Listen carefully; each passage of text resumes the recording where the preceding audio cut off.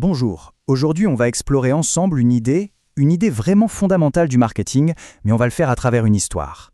Pensez-y comme une sorte de conte, un extrait en mode storybook qui nous vient tout droit du livre Digital Marketing de Gédéon Pambaout et Nombo.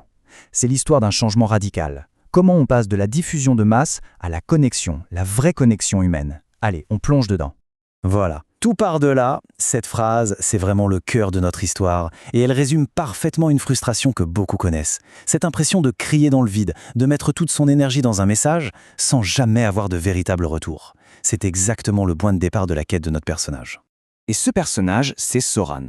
Alors, imaginez la scène. Soran, au beau milieu d'une plaine immense, complètement vide.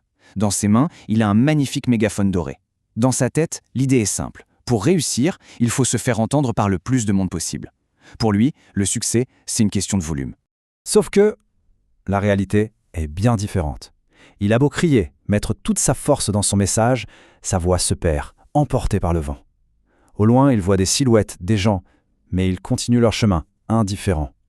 Son cri si puissant ne crée rien, aucune connexion. En fait, il parle, mais personne n'écoute. Et c'est là, au moment précis où Soran est sur le point de tout abandonner complètement découragé, qu'une guide s'approche. Elle s'appelle Elara. Elle incarne une nouvelle sagesse, une perspective qui va absolument tout changer. Et vous allez voir, elle n'a pas de mégaphone. Non, elle a un outil bien plus subtil et puissant. Et là, on a le choc de deux mondes. D'un côté, le mégaphone de Soran, c'est l'ancien monde. On pense en termes de volume, de masse, on crie. Et de l'autre, on a le prisme d'Elara. C'est le nouveau monde.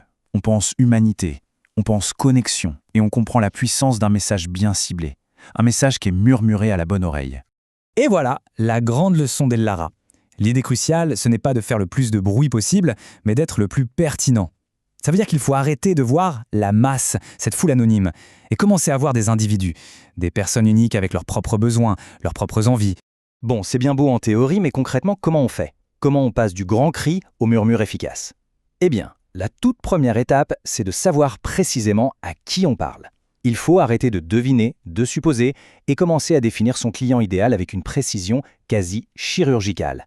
L'outil pour ça, il a un nom, c'est l'avatar ou le persona. Mais attention, ce n'est pas du tout une liste de statistiques froides avec l'âge et la catégorie socio-professionnelle. Non, c'est une fiche d'identité vivante, une sorte de biographie de la personne qu'on veut vraiment aider. Et tout ça, c'est basé sur des faits, des données réelles. Et pour donner vie à cet avatar, il faut vraiment creuser. On va lui donner un nom, un âge, bien sûr, mais surtout on va chercher à comprendre quels sont ses rêves, de quoi a-t-il peur, comment se déroule son quotidien, quelles sont ses plus grandes frustrations et, point crucial, qu'est-ce que le succès veut dire pour cette personne. C'est un vrai travail d'empathie. Ok, maintenant on sait à qui on veut parler. La question logique qui suit, c'est où est-ce qu'on trouve cette personne? Parce que le message le plus parfait du monde ne sert à rien s'il n'arrive pas au bon endroit. L'idée, c'est d'identifier les forums, les groupes, les réseaux où cette personne passe déjà du temps, là où elle parle déjà de ses problèmes.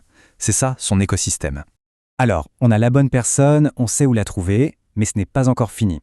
L'étape suivante, c'est de comprendre le chemin mental qu'elle parcourt, depuis le tout premier moment où elle entend parler d'une solution jusqu'au moment où elle devient une cliente fidèle, et même plus. Ça, c'est ce qu'on appelle le parcours client. En gros, ce parcours se fait en 4 grandes étapes. D'abord, la prise de conscience. La personne réalise qu'elle a un besoin, un problème. Ensuite, la considération. Elle commence à chercher et à comparer les solutions qui existent. Puis vient la décision. Elle choisit une solution en particulier. Et enfin, et c'est une étape qu'on oublie trop souvent, la fidélisation. Et cette dernière étape est absolument fondamentale, parce que le but, ce n'est pas juste de faire une vente. Ça, c'est le début de la relation, pas la fin. Un client qui est non seulement satisfait, mais qui devient fidèle, se transforme en ambassadeur. Et il n'y a pas de publicité plus puissante et plus authentique que ça. Alors revenons à notre ami Soran. Après avoir intégré et appliqué tous ses principes, sa façon de voir les choses, sa façon de travailler, tout a été complètement bouleversé. Ce n'est plus le même entrepreneur. Souvenez-vous de la plaine immense et vide du début, ce désert où sa voix se perdait.